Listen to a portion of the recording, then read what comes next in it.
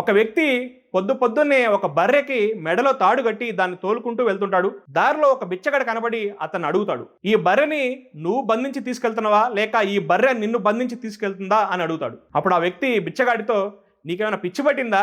ఈ బర్రె నన్ను బంధించి తీసుకుపోవడం ఏంది? ఈ బర్రెని నేనే బంధించి తీసుకెళ్తున్నాను అంటాడు.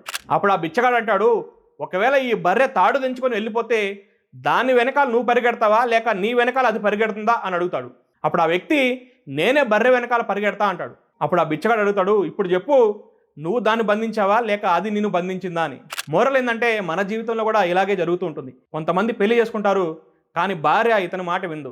భార్య చెప్పే ప్రతి మాట ఇతనే వినాలి. వాళ్ళ అమ్మకి ఏదైనా తీసి ఇవ్వాలంటే వాళ్ళ భార్య పర్మిషన్ తీసుకోవాలి. వాళ్ళ చెల్లికో అక్కకో ఏదైనా ఇవ్వాలంటే వాళ్ళ భార్యను పర్మిషన్ అడిగి ఇవ్వాల్సి వస్తుంది. కొంతమంది ఏంటంటే భార్యకు బానిసగా మారిపోయి తల్లిదండ్రులను పట్టుకోరు.